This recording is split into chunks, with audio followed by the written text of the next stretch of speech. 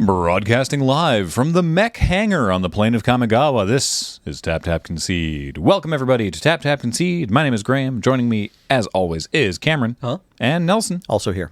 And today, we are going to be looking at some stuff to do with Alchemy. Alchemy. Because the Kamigawa Alchemy is finally out. Just in time for us to have talked about New Capenna last week. The release cadence is an interesting... is interesting choices. Yeah, it's kind of getting stovepiped here. Yeah, but here we are. God, I hope that term means what I think it means. I guess we'll find out in the comments. Yeah. As a reminder, this show, of course, is brought to you by the lovely folks over at Card Kingdom. Please check out cardkingdom.com/LRR for all your card needs. They'll ship stuff basically anywhere in the world, and they'll do so quickly and efficiently and with excellent customer service, and that's why we send you over there. Also, you can ask for a button, and they'll give you a little 1-inch button, which right now is a reprint of Math is for Blockers, one of our most enduring goofs. So check that out. Also, of course, this show and everything we do is brought to you by you and your kind support of our Patreon at patreon.com/loadingreadyrun. Thank you so much. We really appreciate it. So today, at time of recording, because we're recording this on Thursday the 17th. Good Lord, Happy St. Patrick's Day. Where'd March go? Oh, right. I'm wearing blue. That's fine. Oh dear. We are right. Later today on Weekly MTG, they are having a discussion and Q&A about the arena economy. We have no idea what that's going to look like, but I guess we'll talk about it next week. So we're recording on Thursday. You're hearing this on Monday. A week from today, you'll get the hottest, freshest takes on what they said about the arena economy. I am inferring from their language of how it's a discussion that it's going to be more like, here's the economy and why we think that it is the way that it is. Thank you. They're going to do Q&A, but like, I don't think any changes are being announced. Maybe they would have teased that. I don't know. Also, rip to whoever's Aing those cues. Yeah, that's going to be. Those are going to be some interesting questions. I mean, it's probably Blake, who traditionally hasn't like hidden from the difficult questions. It's just sucks to be put in that position. It's like, hey, go out and answer questions to a Twitch chat of Magic players about money. Yeah. About their money. Yeah. Just a shout out to those mods. If you're moderating the official Magic channel, thank you. Yeah. I hope you're being paid enough, I don't know, or it's worth it to you for whatever reason. Didn't they actually... Wasn't there a thing with the WotC Twitch mods? A while back. Oh, probably. Yeah. Yeah. No, well, because a while back it was all like on a volunteer basis, and then they were like... Then they like turfed them all. And we're like, but we'll give you something, we'll give you like a thank you or something. And then I think eventually it was like some pretty inconsequential thank you merch or something. Because like Dix and Lord Hosk and folks were at mods originally. I mean, we were modded on the Magic channel, which I used maybe once or twice ever to just be like, like, oh, this person's being like obviously transphobic, time or ban or something. I don't remember what I did, but didn't do that very often. But then they were like, we have like no oversight over who all these people are, so we're gonna kick out everyone and start from scratch. I don't know what their system is now, but hopefully it's good. Good luck today. Yeah, that's not really what we're talking about here. But we are going to talk about Arena, certainly, or at least Alchemy. Did you watch any of the Kamigawa Championships? I watched a little, yeah. I watched a little bit. So this was weird. It was Historic and Alchemy. So it was both of the Arena-only live formats at what is now the closest to a Pro Tour level tournament, which was interesting. I don't know. You probably got to watch more than I did. I didn't watch a huge amount. No, I only got to watch like 2 rounds, and I got to see Maria, Corey, and Riley do the Alchemy Awards, like one of their little commercial bits. Like they had to like produce, like we're gonna do kind of like, it was meant to be like a red carpet event, but it was just through their like booth cams at home or produced or whatever, talking heads shot. But then they had some like they all had sunglasses, and I think somebody wore a fancy hat, like they dressed up for it. So it was really cute and kind of fun theater kid moment. And then they like did nominated for best card in Alchemy or whatever, or best one drop or things like that, and then they like announced it, and they had like a applause track or something, so that was cute. As far as like the format, it's a little weird. Like, so this is the event that basically replaced the old Pro Tour. It's like the current thing that it would be a Pro Tour, and they're playing 2 formats that you can only play on Arena. So this really, like, this event being these formats, I think hammers home like the message of like, okay, like the Pro Tour as a career is over from last year, and that like we're going to try and focus more on like big focus on Arena, because you can't play either of these formats on paper. They all use they use all these cards that don't exist on paper. And so like I think that's a little hard to take. Like I think it would have been nice if like one of the like if it was Standard and Historic or Alchemy and Pioneer or something like that. Like I think it'd just be a little bit easier to watch if you get the paper players and the digital players together for like the biggest event, in terms of prize payout, in terms of like the amount of work that the players will be doing to build the decks for these formats. Like these are, at least from the old times, these are like marquee events that you care about. You look back, like even months later, sometimes like, oh well, what did Shota Yasuoka play at that last championship? Like we should look at that and keep that in mind when we're building other decks or getting on the ladder. So yeah, I don't know. It was kind of weird and disappointing for me in that respect, but there was still some like really great gameplay. Oh yeah, and commentary coverage was great. Like it was still a well produced event, and the main problem I had with it, like you mentioned at the beginning of the episode, like the release cadence, how we got new Capenna previews like a week or 2 ago, and then this event happened, and then now this week, so week of like March 14th after the Alchemy Pro Tour, basically they're releasing the new Alchemy set, which gives the players like 0 time, like, or 4 days, I guess, between finding out like, oh, what are really the best decks in Alchemy? Because that's kind of what the Pro Tour, that was like the old sales pitch on the Pro Tour. Like, they draft, which they all want to do because like Magic players love to draft, especially pros. A lot of them really love to draft. So it was like partly a concession to the pros that get them there. You can draft for big stakes. You want to do that. And you'll play Standard so that we have your deck lists that we can publish and draw traffic to our site and draw interest in the game and give people a reason to buy the cards, right? Like play these decks that the pros played. And I don't know, maybe that notion is kind of fallen by the wayside. No one cares about that anymore. But I mean, I still kind of wanted to try out these like cool new Alchemy decks, but they're already obsolete because like by the time you're hearing this, you can craft 30 new cards that will definitely shake up the meta. I would assume. Yeah. So it's like, but there's no time to play the meta game of Alchemy and Historic after the championship that we saw at the championship. Yeah, exactly. Like it's not for the player, even the digital players, it's not for you. It's not like super useful for you, the person who cares the most about Alchemy and Historic, whoever you are watching. By the way, I did get some comments this week about like me talking about being really happy that paper pre-releases are coming back first, and I don't know, just want to acknowledge, like, if you only play digital and you don't have a good LGS that you get to go to, like, I sympathize, but I really feel that like the way forward is hopefully for more better LGS scenes to crop up. And as the game is advanced, like the LGS communities have, at least what I've seen, like there have been better and better ones. Like Card Kingdom's a perfect example, like, and a fairly recent Mox boarding house, like they've been expanding and they have an amazing LGS scene. So hopefully sometime in the future someone in your community will build a better place to play paper Magic. That's my hope for you. But yeah, it's weird that they did this Alchemy Pro Tour.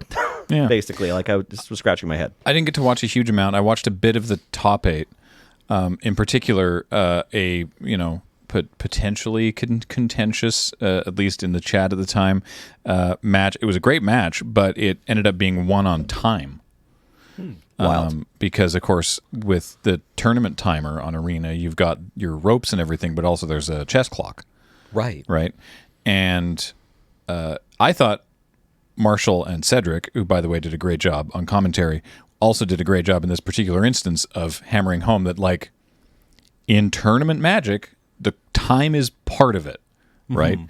The sort of the balance point here is that the player who lost was playing this Dungeons deck. You remember we talked a while ago about how they rebalanced a ton of the cards with Delve into the Dungeon. Yeah. Right? Or Venture into the Dungeon. Yeah, the land is way better now. Yeah. And so this was like a heavy Dungeons-focused deck, right? And the problem is that like every time he attacks, there's like 4 triggers going off, and he's got to like go into the dungeon and pick which thing, and then that trigger goes on the stack, and that trigger has to resolve, and that's all sort of eating away at the clock, right? And whereas you could breeze through that in paper, but in paper you don't have a chess clock, right? Like in paper tournament Magic, it's 50 minutes for the round, and then it goes to turns, right? That hasn't changed, has it? No, not that I know of. Yeah, I'm still a judge. And so, you know, it's like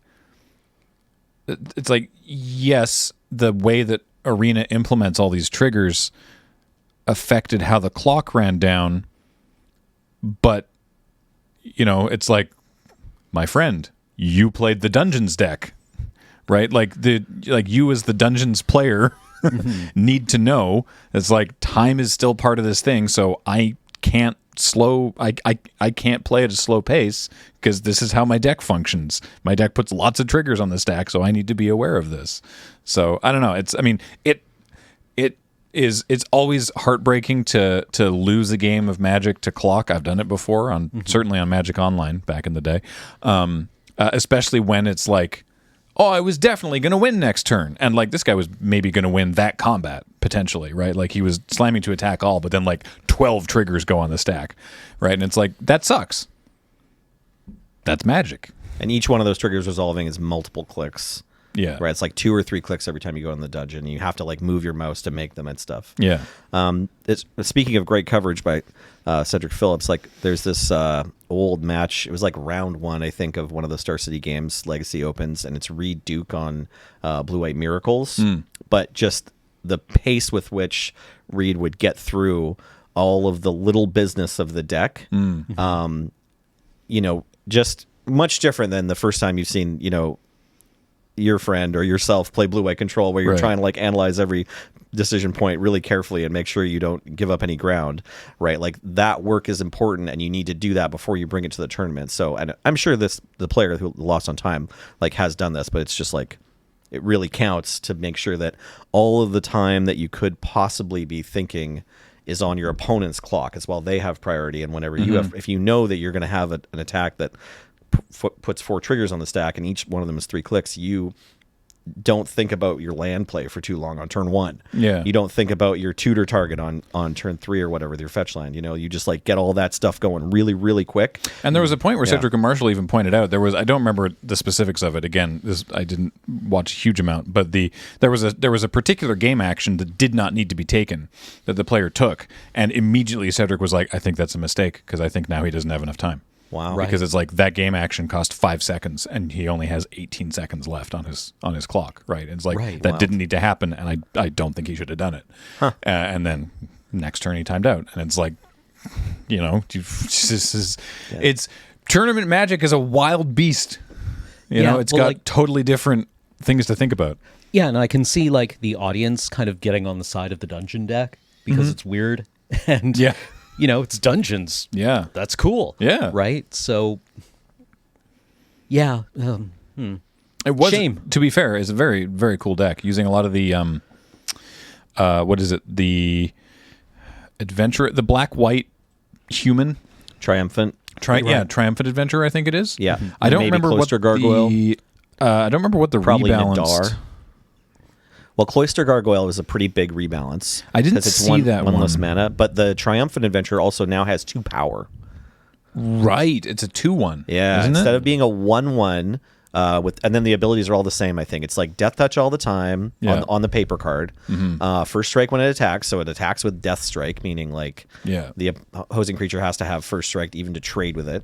And then whenever it attacks, venture into the dungeon. I think that's all the same. It just got an extra point of power, so it kills your opponent faster while also venturing into the dungeon a bunch. Yeah. So, attacking with 2 of those, then that's 2 dungeon triggers right there, and you've got to, Right. Work your way through and And draw then, cards and make goblins and stuff. I don't know if Nadar was also rebalanced, but probably they play Nadar. And then the dungeon descent, or is that what it's called? The land that lets you venture into the dungeon. They just chopped off like fully 3 colorless mana from the activated ability to bring it down to 1 colorless mana instead of 4. And it comes in play untapped. Like, it was a massive rebalance. Which, it was huge, yeah. Which, I don't know, is great for Alchemy because it makes that card playable. But I do remember when that card first came out, like, I think somebody had it in their PPR pool or something, or I had it in maybe one of my first sealeds on Arena, and I was like, this is cool. Like, you could be able to do this effect every turn, but, like, why does it have to come into play tapped? It just seemed like it was, that card felt like it was nerfed on release. I guess because they were worried Venture in the Dungeon was going to be too good, but it's sort of sad for paper players because we never get that. Yeah, good version. You can easily see like an R&D thing where they're like uncertain exactly how powerful dungeons are going to be, so they err on kind of conservative design. Mm-hmm. And then, in future sets, if they return to it, then they can take the gloves off a little more. Kind of like conspiracies. Right. Where they were not interest. They were powerful, but not like in the first Conspiracy set. Yeah. The conspiracies were fairly like limited in scope, right? Yeah, like, they would put counters on things, or they would, you would have something that would draw you a card, or they would tutor for another. Like they had the Squad Hawk ability, right? But they weren't super deep in terms of complexity of design, right? Yeah, and in the second set, they kind of had a better sense for them. Yeah. So I believe I was watching Ji Yimin's Mardu mid-range deck, which it's the way that these are laid out on the Magic website is weird because like the Alchemy cards don't work properly in their deck list, so they're listed in the other category, which is odd. So yeah, 3 Trammed Adventurers. City Stalker Connoisseur was another one that another one of the digital only cards that's that showed up in a lot of these decks. It's a 3/3 for 4 with Death Touch. When it enters the battlefield, target opponent discards a card with the greatest mana value among cards in their hand and create a blood token. So that was kind of neat. Pretty powerful. Yeah. There was a lot of wedding announcements going around, a lot of Fable of the Mirror Breaker. It was cool. Like it was a cool match. It was like a Mardu mid-range match, and the decks were different enough. But yeah, I guess you can Fable the Mirror Breaker on your opponent's draw step with this powerful Ravenous Rats, right? Because it's a card, so it can get a land, right? So it's like if you Fable the Mirror Breaker this enough, you lock them out of any plays except instants they can cast in their draw step. Mm-hmm. I'm not sure what else the heck did. I did see some like huge attacks happening with Fable the Mirror Breaker, and some other Mardu like adventure stuff, but I wasn't sure what all the most exciting things to do with this. I watched a stream earlier this week though with Kiki Jiki copying overcharged amalgams and calamity bears on Chris Bathello's stream. That was pretty cool. So I don't know. Turns out Kiki Jiki still does cool stuff, even if it's only a reflection of Kiki Jiki. Yeah, watch out for this card. It's still pretty nuts. Yeah. So yeah, they starting at the championships and then continuing on over the course of the week, or at least Monday and Tuesday, they revealed the 30 cards for this new round of Alchemy. And I figure we might talk about a few of them anyway, because there is a brand new digital-only mechanic. So let's take a look at Bellows Breath Ogre. So 2 and a red for a 3/3. So 3 mana, 3/3. Pretty good. The card's a little intense, but it starts low. It says, starting intensity, 1. Whenever Bellows Breath Ogre attacks, it deals damage equal to its intensity to any target, then perpetually increase its intensity by 1. What's interesting there, of course, is perpetually meaning like even if this card is killed and then later reanimated, it will still have whatever intensity it got up to, which is neat. Or if it gets bounced to hand or something, it'll still have. Yeah. So, yeah, intensity. It's just a thing what gets stronger. I think there's only a couple cards with it. There's a land enchantment, Runaway Growth. 3 and a green, starting intensity 1. Whenever enchanted land is tapped for mana, its controller adds an additional amount of green equal to Runaway Growth's intensity, then perpetually increase its intensity by 1. So that could definitely get out of hand. But yeah, I think those are the only ones with intensity. No rancor effect. So my initial thought is just like, why can't these just be charge counters? Oh, right, because they're perpetually staying on. Okay, Yeah. sure. All right. There definitely are a couple. I mean, so that has been an amount of the discourse over this past week was there's some of these cards that either are close enough that they could be printed in paper or just could be printed in paper. And it's clear that, Alchemy is also sort of being treated in the same way that the unsets are, where it's like, is this a thing?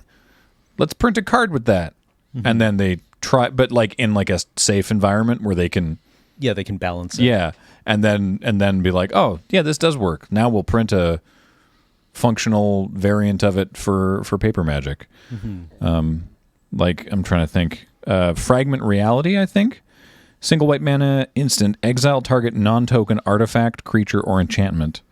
Its controller puts a random creature card with lesser mana value from their library onto the battlefield tapped. Okay, no, that one doesn't work very well. That one's very close though. Right. I mean, yeah, this one's better than what was the double white exile a creature, your opponent puts something from their hand onto the battlefield. Divine Gambit. Divine Gambit, which, I think I described as like a novel way to lose a game of Magic. Yeah. Yep. It was also noted, I think actually I saw a tweet from Amy Amazonian just this morning about this one, the Kami of Bamboo Groves. So it's a 1 green mana for a 1/1 enchantment creature spirit. When Kami of Bamboo Groves enters the battlefield, you can put a land from your hand onto the battlefield tapped, and you can channel for 2 and a green to discard it to conjure 2 cards named Forest into your hand, which is neat. The question Amy had was the flavor implications, because it's an enchantment creature, and in Kamigawa proper, all the enchantment creatures were not spirits.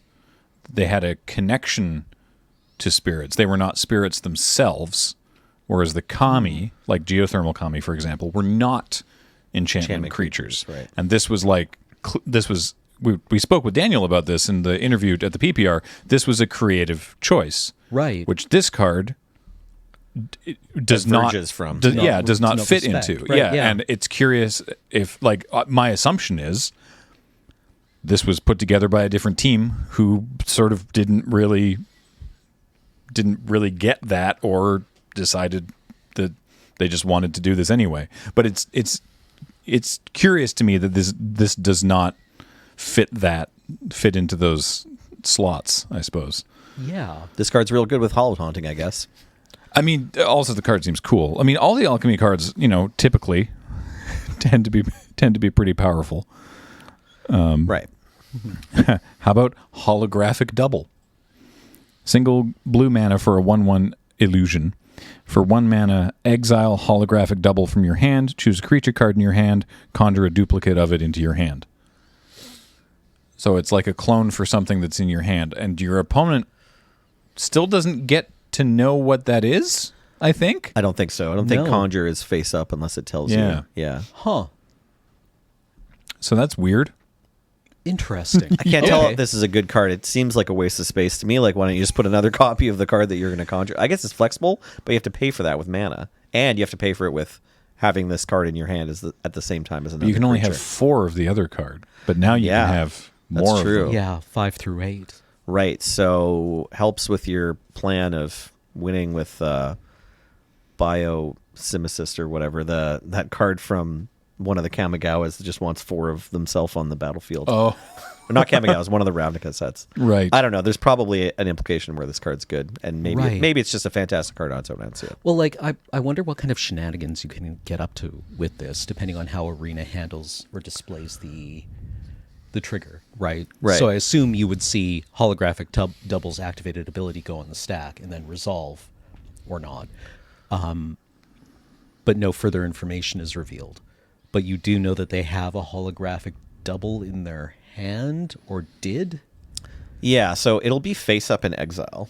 Right. So you'll be able to click that, and there should be, like, Arena should show you, like, a holographic double activation card, right? Like Right. an object on the stack. But then in their hand, you'll just know that there's two of the same thing. Mm-hmm. For whatever that's worth. Like, I guess if you get them down to 2 cards after that, you're like, okay, well, it's the same card. And if they play down to 1 card, you know finally now what their last card in hand is. Yeah. But Arena's probably not going to just straight up tell you. You probably have to just take notes about that. You know what I mean? Like, yes, yeah. I'm just wondering, like, what the utility here would be. me too. Like, could you bludgeon through a control mirror? I don't know. There's another one that Lady Lavinia's previewed, which is the Imperial Blade Master. So check this out. It's card draw in Boros. 1 red-white for a 2/2 human samurai with double strike. And then whenever a samurai or warrior you control attacks alone, draft a card from Imperial Blade Master's spellbook. So it's another one of the spellbook cards where there's 15 cards and you get presented 3 of them at random and you get to pick one. They're all sort of samurai or warrior cards from the main set. Mm-hmm. So it's Aiganjo Exemplar, Imperial Subduer, Ancestral Katana, Selfless Samurai, Norika Yamazaki, Aki Ronin, Peerless Samurai, Heiko Yamazaki, Asari Captain, Aiganjo Uprising, Eater of Virtue, Sunblade Samurai, Reinforced Ronin, Adamant Will, and Tempered in Solitude. Oh, so like a bunch of like pretty decent limited cards. Yeah. But yeah, it's like the that you whole wouldn't- red-white samurai deck. Yeah, but that you wouldn't necessarily put in a constructed deck. Right. Right? Like Well, Eater of Virtue is in there. Yeah. Yeah. But like Imperial Subduer, it's a Yeah. powerful effect. I'm not sure it's worth a slot in a constructed deck. But here, Did you say Selfless Samurai? Is that one in Yeah, there? yeah, that's a good Yeah, one I too. mean, there's at least 2 that are high draft picks. And also I love the Aki. Aki Ronin. Oh, the Rummager? Ronin. Yeah, the Yeah, you're Rummager. a fan of the Rummager. Yeah, oh, it just feels good. It feels good, right? Like you attack with a single samurai and then, 12 triggers go on the stack. You had, I think as a Fam Jam, you had legitimately like 4 of those hit the, because you had, what's his name? The Mardu. The samurai that doubles activated abilities. Yeah. Oh, Ishin? Or, Yeah. Yeah, he Yeah. had Ishin and 2 Aki Ronin. So he Nice. attacked with one thing and got 4 Aki Ronin triggers. I think you only used like one of them because you were like, wait, no, I want this card. Yeah, I've got all 3 good cards in my deck Yeah. in hand, right? Like Aki Ronin really smoothed through some rough samurai decks. Mm-hmm. Right, when you're drawing 3 cards a turn. Yeah. The Fam Jam, by the way, was super fun. Yeah. We definitely underestimated. So previously, we based sort of our 100-point goal based on previous Fam Jams. And I guess didn't factor in the games of Kamigawa take longer on average. I don't know. They certainly did for Wheeler and myself to I an found extent. like this limited format, like from the first weekend, it's continued for me. It's been slower games. Yeah. Still Yeah. really enjoyable. So we just games, didn't but- have the time to like jam out as many things. Also, in a typical Fam Jam, don't we play for longer? We played 4 hours James? before. Yeah. I could have gone longer. Yeah, I coulda- When it got to the end of our shift, I was like, wait, what? That's only been 3 Yeah, I hours? kind of want to play some more I wanna Magic. play more Magic, yeah. I could get another 2, maybe 3 Boros drafts. Yeah. I hope you all enjoyed it though. The feedback has been very positive. People definitely enjoyed the sort of the big group collaborative Yeah. thing. So I'm glad of that. I definitely preferred the collaborative angle to the competitive one. Mm-hmm. I liked that we offered a product that everyone couldn't get all of in the time Yeah. it was on, rather Yeah. than like having to go through 9 different streams or whatever and Yeah. pick and choose which minutes you're going to catch. Yeah. Yeah, Yeah. definitely a big fan of this format. Anything else in the Alchemy that has leapt out at you, or have you even had an opportunity to see them? I had already seen that ogre card, and I think it's pretty cool. Yeah. And I saw another card with reconfigure. There's a couple. There's a Yeah. Phoenix with reconfigure.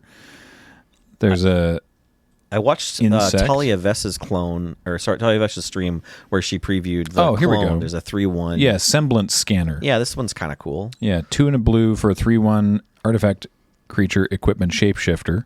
Whenever it or equipped creature deals combat damage to a player, if it's not a token, conjure a duplicate of it into your hand. Reconfigure for only 1. Yeah, that's the great thing about 3/1 for 3, no flying or anything, not a super impressive body and easy to kill. But for 4 mana, you can spend your turn slapping it onto your evasive creature and then maybe you're getting an extra copy of that in your hand every turn. That could be pretty cool. Yeah. That does seem cool. Yeah.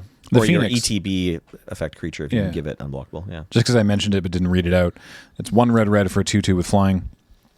It also has reconfigure for a single red. The equipped creature has flying.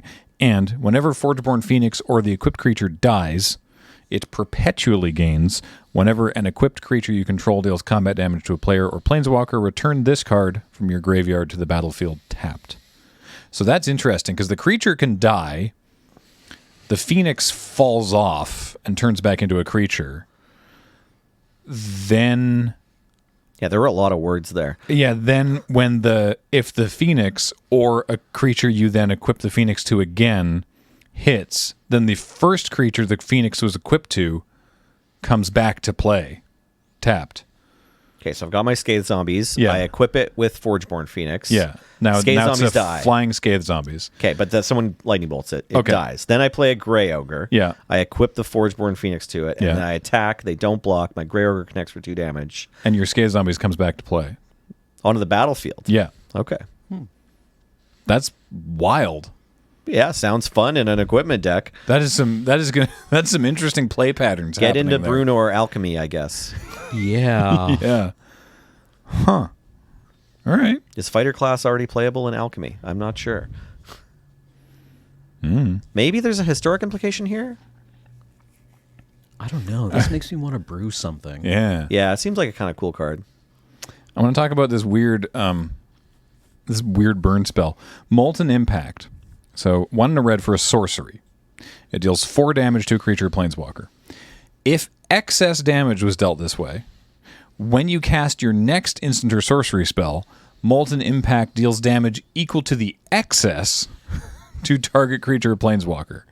So you That's incredible. bank it. So four mana, I target a Grizzly Bears. Then I just have 2 damage sitting in a piggy bank. Until you opt. Then when I next cast any instant or sorcery spell, then Molten Impact leans out of the graveyard and goes, "Where am I putting it?" And then you throw this 2 damage at something else. Yeah, no, actually, yeah, I want to sleeve this one up. Yeah. Too bad. Yeah. Oh, no, You I can can get- do this in my brain. You can get sleeves on Arena. No, I'm just kidding. Yeah.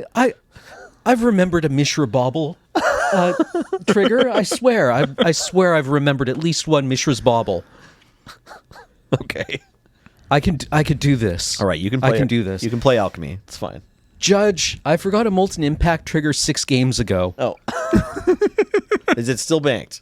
Yes. Shivam posted, like, these cards remind me of, you mentioned before, Silver Bordered, and like one of the examples he gave was Time Machine, which is like 5 mana artifact from one of the unsets that's like tap and exile a creature you own. Then the next game you have with this player, bring it back into play on like the 3rd turn or something. And Right. it's like, yeah, it's wild, but that could just get put into Alchemy now, couldn't it? I mean, I would like to point out that at no place on this card does it say this game. At Right? no The point. next time. The next time. And then they're going to bring back the old, like, MTGO2, like, we're all sitting on tables next to each other, and there'll be, like, that card that blows up every copy of a card that you can see, like the Maelstrom Pulse, but for, like, for any given named card. I can't remember what I this never card- it's like played it's a MTGO white- version 2. Well, it just showed you where you were sitting at a table. Like, there was an image before you got into a Right. game of, like, you're at this table for this draft pod on, like, a wooden table, and, like, you're a Grey Ogre, or you're a Birds of Paradise, or you're a Savannah Lions or something. Like, you had a little Wow. avatar. Yeah. Anyway, but, Arena could do that. Right, it could be like, okay, you're in your match here, and like Graham's his match, and he's like 1 Emperor point away from you or whatever. So if you cast, right. if you cast the Earthquake that deals 4 damage to all creatures in like every game you can see from your spot in the giant arena tournament hall, then like, yeah, then we could do that. I'm playing a game and it's like, Cameron just cast this spell in another game. Where do you want to throw 2 damage? Like, huh? Sweet. I throw it at Cameron's face. I hate these rules, right? Yeah. Well, like in Warhammer 40k, there was an old Imperial Guard model called the Death Strike missile launcher, which had unlimited range. So the old joke was that, you'd be playing a game of 40k and the phone would ring. And it would be like, huh? Okay, what's your range guess? 67 kilometers. Okay, I'll measure from the phone, right? And like Google Maps it, and like somebody would call in from a different door. Right. Right. Being like, I fired a Death Strike missile launcher at, this game. And it'd be like, no, you missed by a foot. Right. And it hit like a Warhammer Fantasy game going on at the next table. Oh no. That's amazing. My Blood Bowl.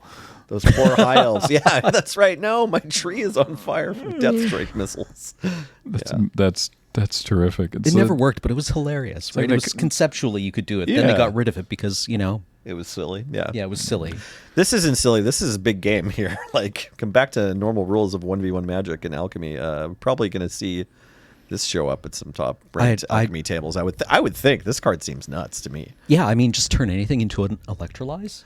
Are you kidding? Yeah, it's basically the value, most of the value you get from Electrolyze for one less mana. I mean, you don't draw the card. That's fine. Like, it doesn't Right. draw you a card.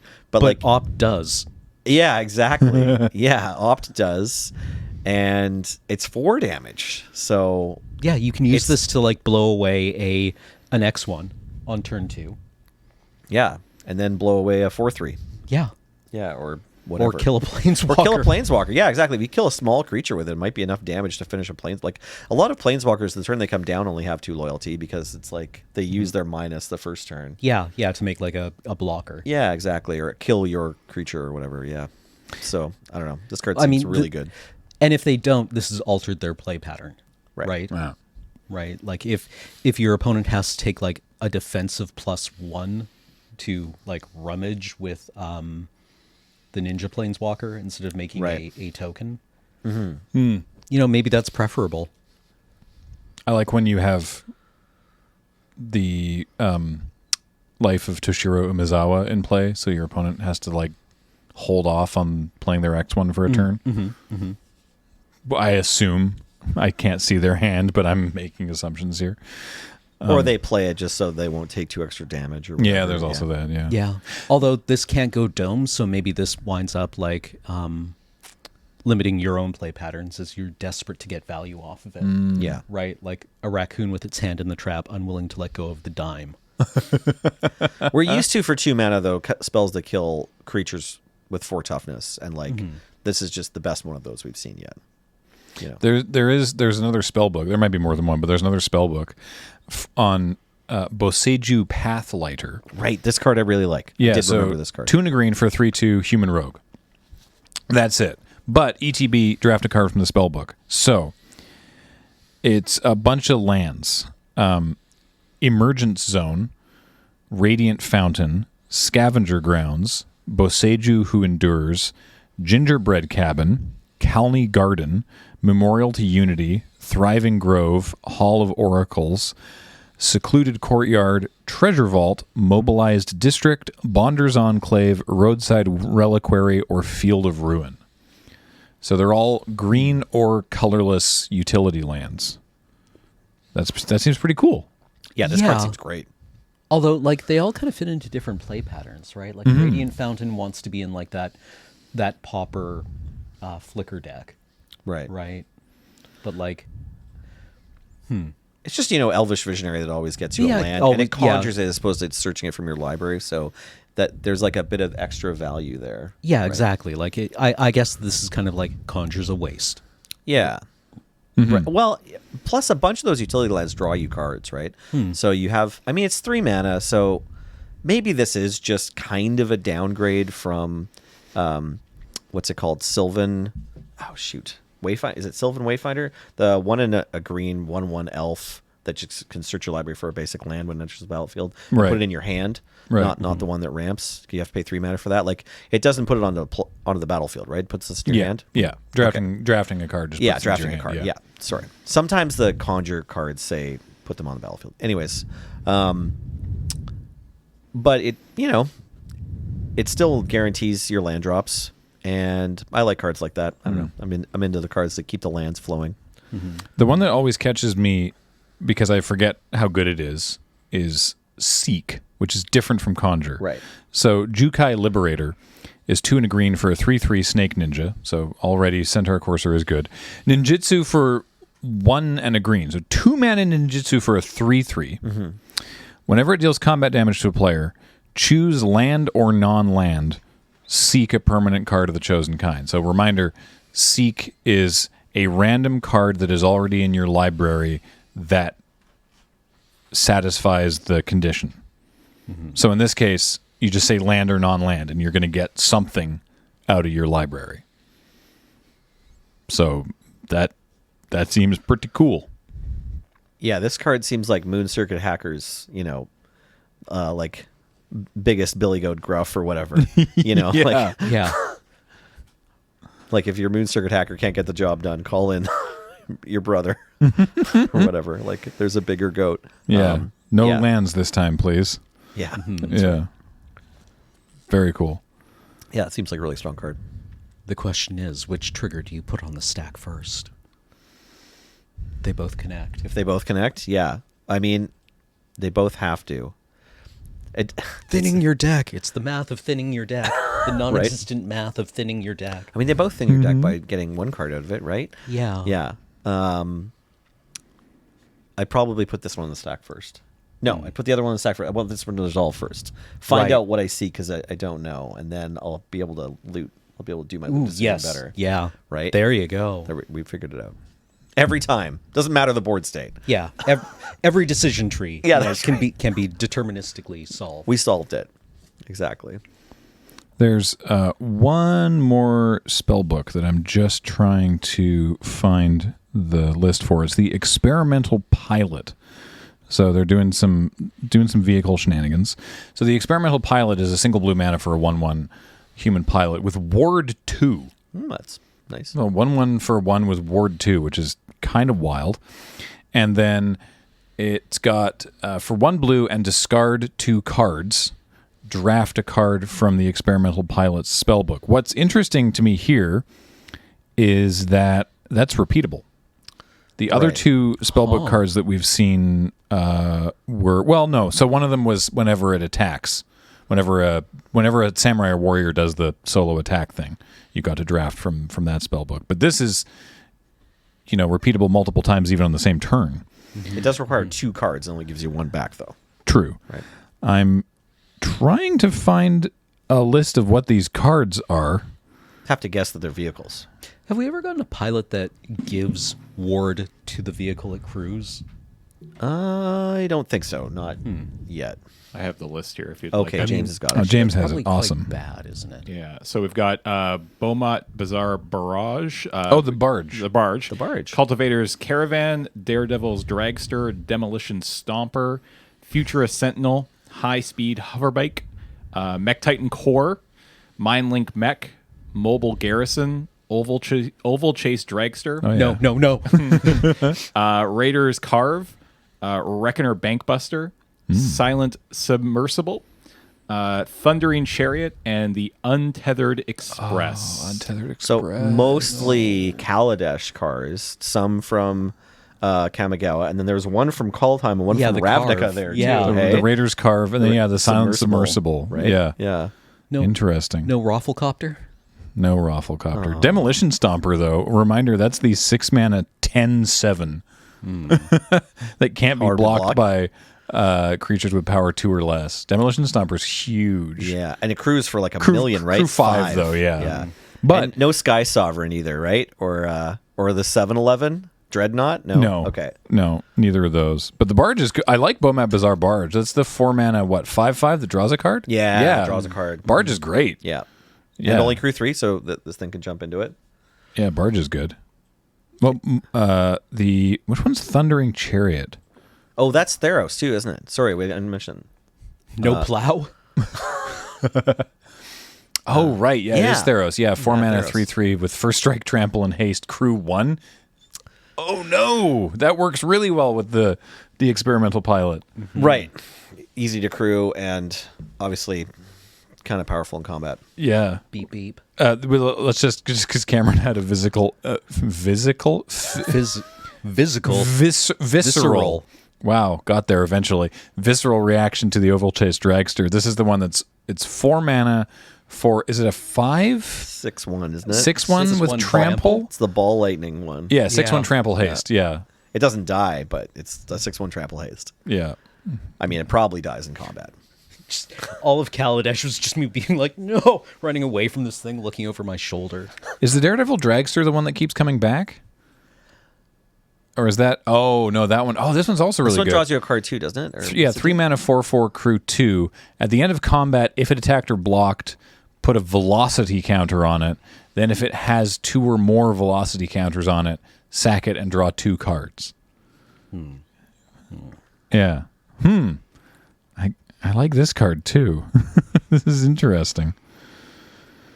Yeah, I'm not sure about the pilot and all the cards in this book, although it's the draft cards are all pretty good. The pilot crews vehicles as though its power were 2 or greater. But it is only a 1/1. So like Yeah. you can, for that side of it, like the ward is okay, but you can play a white creature that's a 2/1 that also crews for 3. Maybe you want to play both. Oh, like the hotshot mechanic? Yeah, hotshot mechanic. There's another one actually in the Alchemy, the Dragonfly Pilot, which is a 1/1 for a single white that has the same cruise bigger than its like above its pay grade thing. Also, this conjures a Dragonfly suit.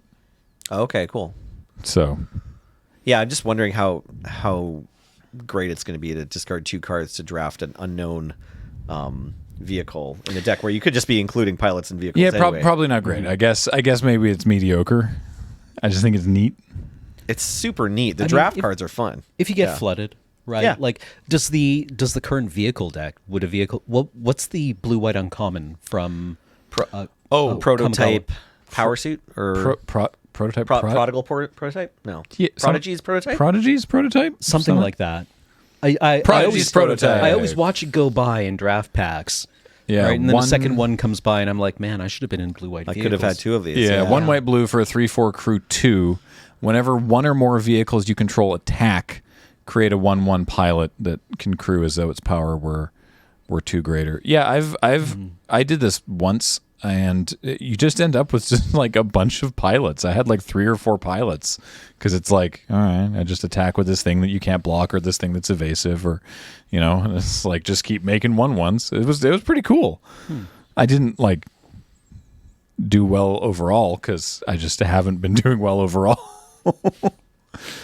Turns out you can do some pretty entertaining 4 and 5 color decks in this format, and they beat me all the time. It's okay. It was good.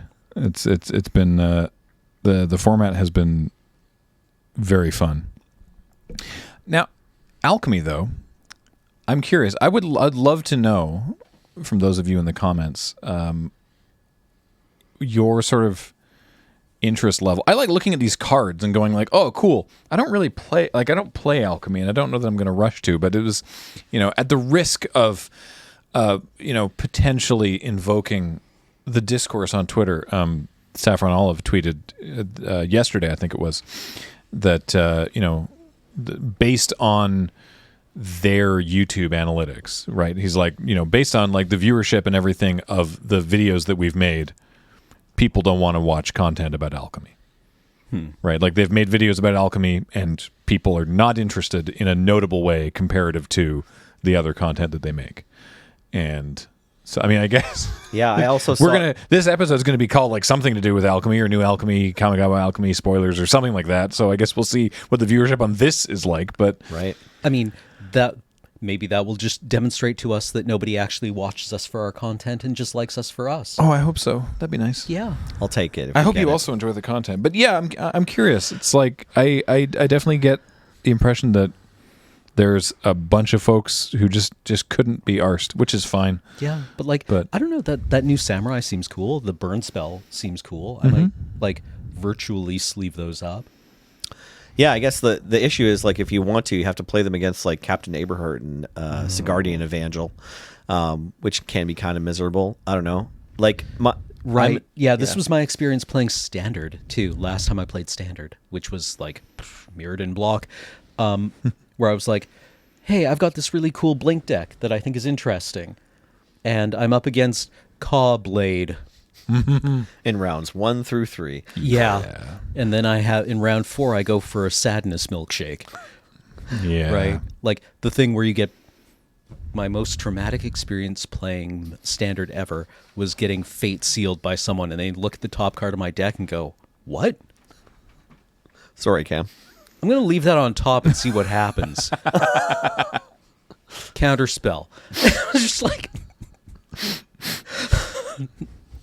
Not sponsored, but if you're in Victoria, Interactivity Board Game Cafe makes very good sadness milkshakes. Yeah. Or just milkshakes do. if you like milkshakes, but that's typically where people go for, because they're open till like midnight. Yeah, the grief milkshake. They make their own ice cream. It's very good. Make it right there. Yeah. Also read that tweet and was like, I thought about it, about the fact that like Saffron's like, should I keep making Alchemy content? Does anyone care? Right? And then this is a really cold take, but it's like people were complaining about Historic getting all these Alchemy cards. And I don't know, my take, like having played the constructed formats on Arena a bunch now, like each of them a fair bit, and I actually really like Standard right now, is just, I don't know why Alchemy had to exist. Couldn't we just take these cards and shove them into Historic? Historic was already getting like a bunch of random cards that were all paper cards, admittedly, before, so people could play the format on paper. Right. But I don't know how many of you did. Like how many Historic paper people are out there. There are dozens of us. I know that. Yeah, I assume. exactly. I know that like every niche is a Magic community. So like Yeah.